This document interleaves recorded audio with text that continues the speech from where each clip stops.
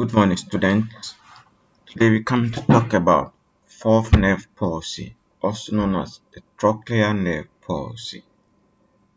Before we delve into the topic, the question is, what does the fourth cranial nerve innervate?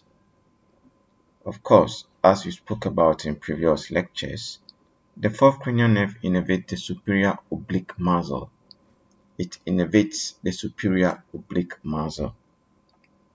And what is the function of the superior oblique muscle? Well, one, it depresses the eyeball. Depression means it sends the eyeball downwards. It also sends the eyeball inwards, and it may also help in intorsion. Okay, so let us have a look at this particular scenario here. If you look critically at this particular picture, but before I also delve into that, remember there are a few terms that you should know. Tropia means deviation of the eyeball. Tropia means deviation of the eyeball. Tropia. So when it deviated upwards, we call it hypertropia because hyper means up. When it deviated downwards, we call it hypotropia. It's deviated outward, as in some animals have exoskeleton, so it's X outside. So when deviated outside, then we call it exoskeleton. And when it's deviated inwards, that's towards the nose, we call it what? Esotropia. So I repeat, hypertropia upwards, hypotropia downwards. So when deviated upwards, we say hypertropia, downwards hypotropia, towards the nose esotropia, and outward we say exotropia. So let's have a critical look at the picture at hand.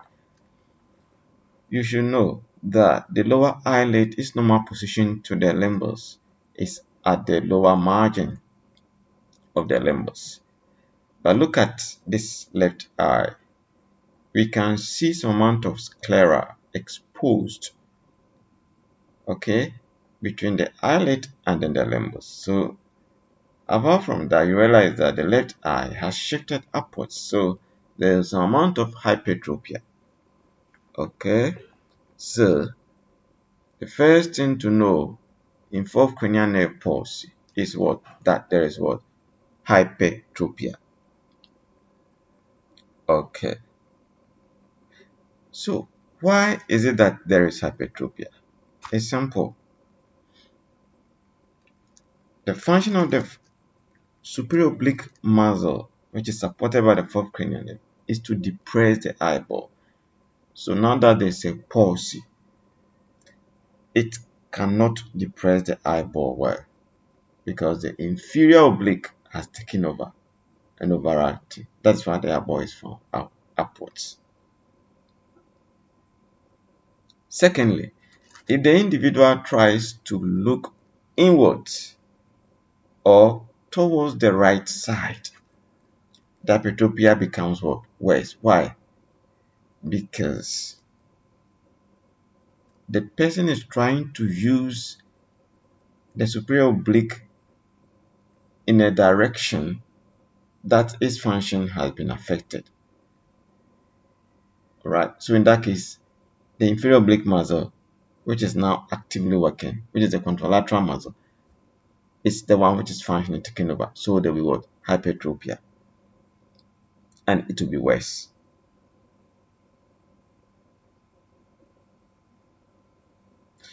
Before I delve into further discussion, let us know that there is a natural physiological phenomenon which is known as vestibulo-ocular reflex. Vestibulo-ocular reflex. What does it mean? It means that whenever we tilt our head to one side, the eyeballs go to the contralateral side. For example, if you tilt your head to the right side, the eyeballs will go to the left side. If you tilt your head to the left side, the eyeballs naturally go to the right side. It just means that for the images to be maintained on the retina, head movement is always opposite eye movement. That is vestibulo-ocular reflex. Based on that,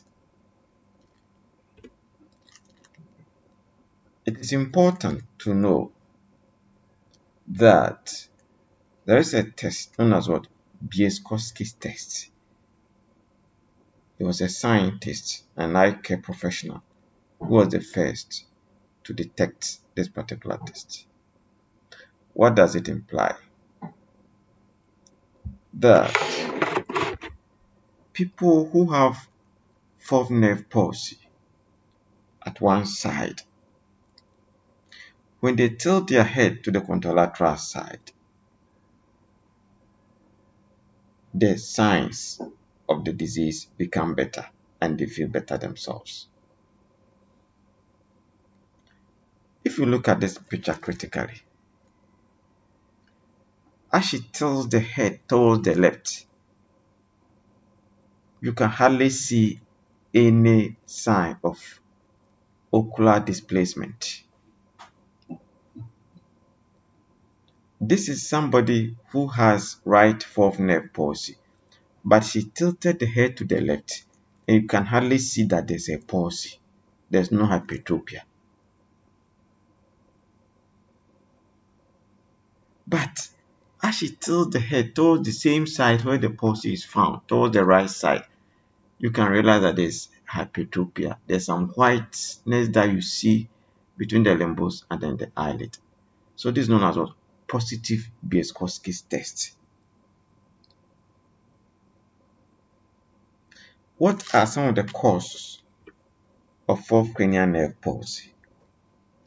The causes are widely classified into congenital and acquired. Among the congenital, we have congenital dysinnervation syndrome and then abnormal superior oblique tendon. So, I repeat, among the congenital, we have congenital dysinnervation syndrome and the second one is abnormal superior oblique tendon. What do I mean when I talk about congenital dysinnervation syndrome? This is characterized by absence of trochlear nerve with secondary atrophy of superior oblique muscle. So, the dysinnervation syndrome, the cranial nerve dysinnervation or congenital cranial dysinnervation syndrome, all it means is that there's absence of the trochlear nerve. It wasn't formed at all during embryogenesis or fetogenesis. And there is secondary atrophy of the superior oblique muscle. So nerve is not formed and the muscle is supposed to innervate to become atrophic. So therefore, the person is born with a hypertropia of the affected eye. The second one, abnormal superior oblique tendon. Well, in this particular scenario, the nerve is present with normal size.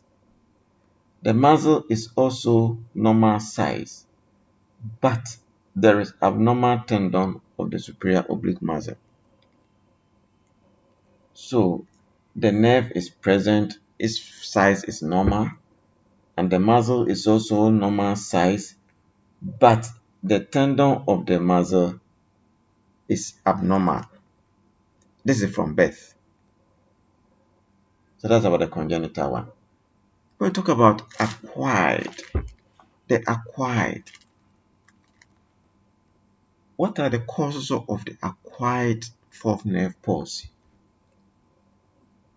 First and foremost, majority of them are idiopathic. You don't even know the cause. Secondly, it could be due to head trauma. Why should head trauma be one of the known causes? Because the fourth cranial nerve is the most slender and its roots through the brain is very long. So therefore, any least trauma can cause problems and cause fourth nerve palsy. Remember, intracranial tumors can also cause fourth nerve palsy. Raised intracranial pressure can cause fourth nerve palsy. We shouldn't forget about mass microvasculopathies. Microvasculopathies. What do I mean? Hypertension, diabetes, atherosclerosis, hyperlipidemia are all causes of fourth cranial nerve palsy.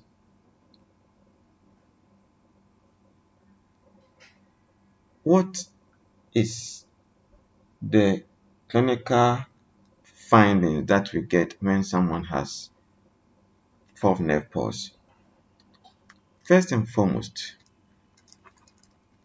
you should know that some people may see things double, and that's so we call it double vision. Double vision. Why? Because the eyeballs are not aligned horizontally well. One is displaced upwards and the other is displaced downwards. Look at it. This one is normal position, the right eye, but the left eye is displaced upwards. So they tend to have double vision. And this type of double vision is said that one object is up and the other is down. One object is up, the other is down. So wherever they are seeing, one is up and the other is down. There's one thing that everybody is seeing as one, but they see it double because one eyeball has displaced upwards and the other one is normal. So the double vision is within the vertical meridian. Why? Because it's a vertical muscle which has been what affected. So they will see things that everybody is seeing one, they will see double. And that particular double vision, one will be up and the other one will be down. They tend to have sometimes head tilt. Okay, head tilt. So this one is left fourth nerve pulse. So they will tilt the head to the contralateral side generally. Okay, they will tilt the head to the contralateral side so that things will be easier for them, so that their double vision will be minimal or it will not be there anymore. For example, the superior oblique muscle usually depresses the eyeball and brings the eyeball inwards. So when there's a palsy, the eyeball is left upwards and slightly outward, upward and outward. So if the individual turns the head or tilts the head to the right side through vestibulo-ocular reflex, the right eyeball will shift medially and superiorly, and so that will align with the eye which has a problem, and that will diminish or let go of the double vision, and that is positive Bielschowsky test. So one, they have neck tilt towards the contralateral side where there is no lesion. In that case, if it's a left fourth nerve palsy, they turn the head to the right side and vice versa.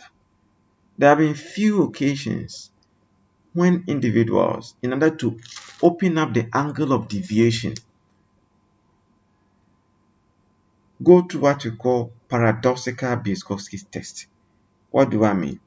That even when there's a left cranial nerve pulse, so that's the fourth cranial nerve pulse, they may still tilt their head to that same left. What is the purpose? When they do that, the affected eye goes to the right side.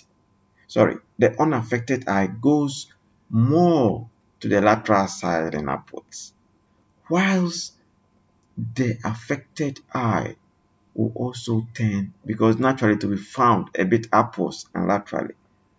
So the angle of deviation becomes more and wide. That's another way of reducing the double vision. So that if the angle is so big, then that's another way of what? Letting go the double vision.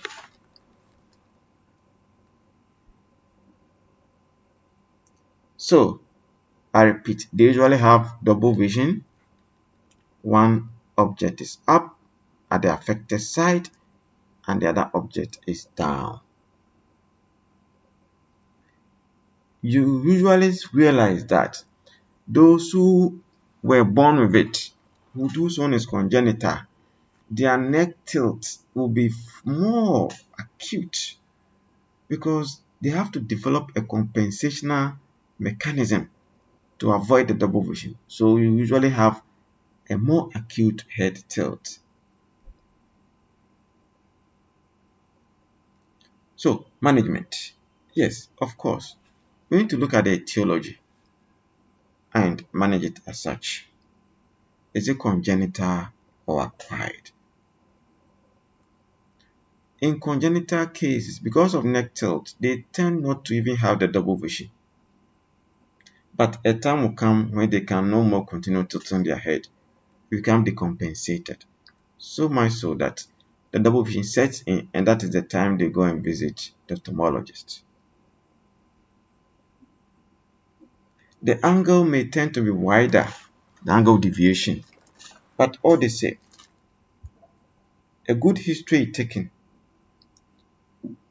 And if it is not clear whether it's acquired or congenital, you ask the patient to bring childhood photographs. In that, you compare position of the eyeball and the position of the neck or the head.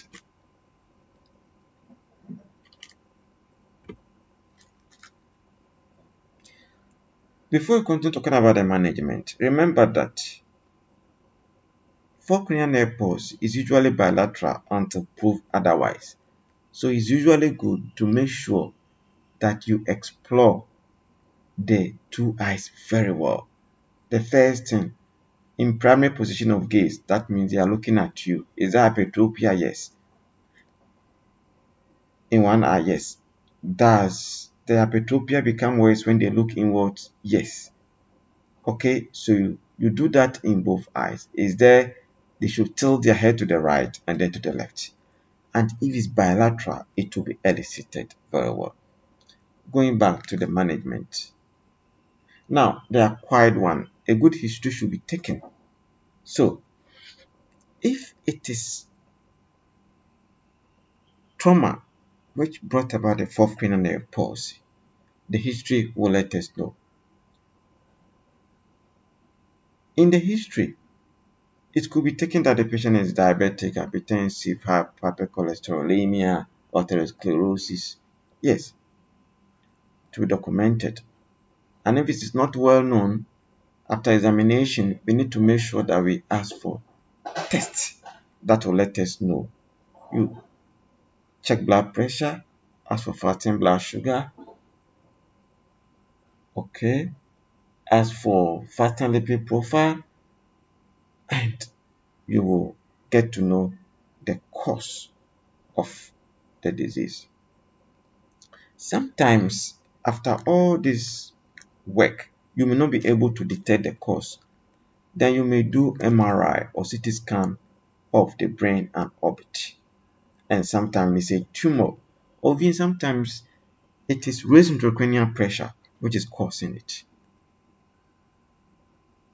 So, if it is caused by trauma or microvasculopathy, what do we do? Well, in the case of trauma, you wait for 6 months to 1 year and the fourth cranial nerve palsy will resolve on its own. How do we know that it has even resolved? Well, you do a Trochlear motility test and you realize that the patient will no more complain about double vision and there will be no more head tilts to the contralateral side.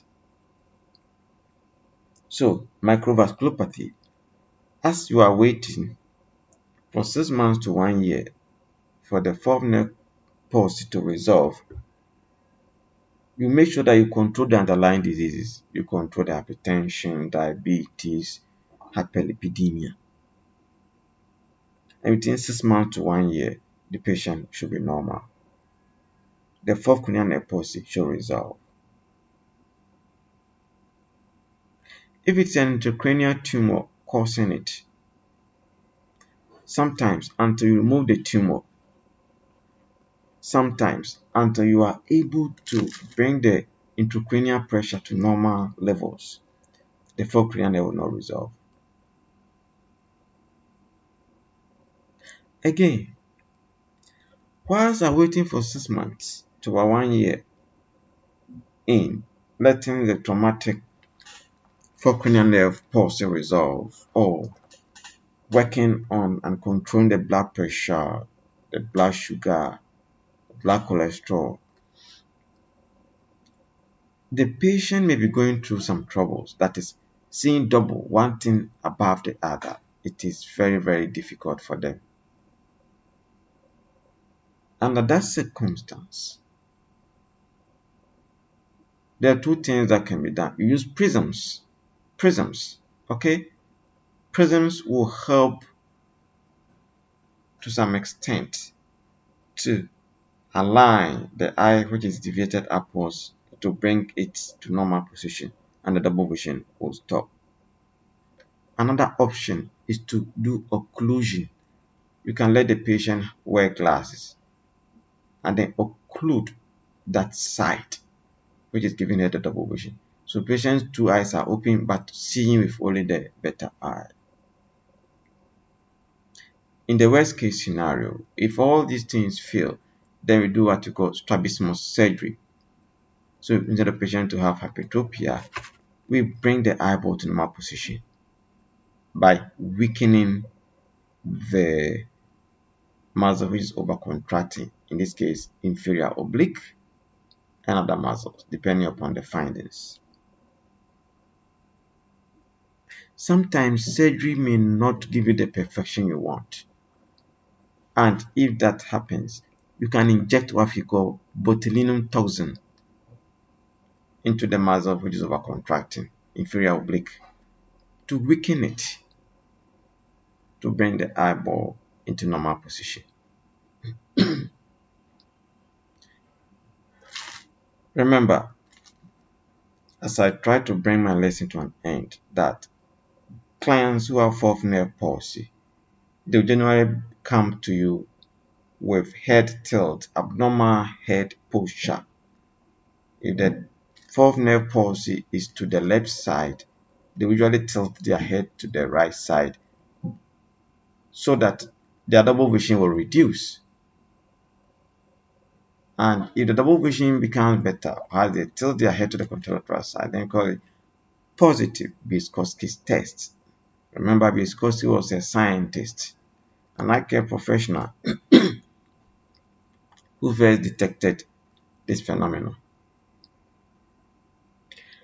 So head tilt to one side, double vision one object above the other, are common manifestations of fourth cranial nerve palsy. Look up. So look for hypertropia, which becomes worse as the individual tries to look inwards. Find out that's congenital or acquired. And remember that the management is dependent on the etiology. Remember that every time is considered as bilateral until otherwise proven. To differentiate between congenital and acquired, let the client bring photographs from his or her infancy or childhood. You may see a head tilt or one eye being deviated upwards from childhood. That will inform you. And if it's congenital, the head tilt will be more acute. Acquired, the management might depend more on the etiology. Microvasculopathy, you work on them and they wait for 6 months to 1 year. If it's trauma, you wait for 6 months to 1 year and it will resolve on its own. If there are tumors causing it, raise intracranial pressure until you are able to operate, it will never get resolved. And I've told you about the treatment modalities. Thank you for your rapt attention. We will meet in class so that you clarify your difficulties.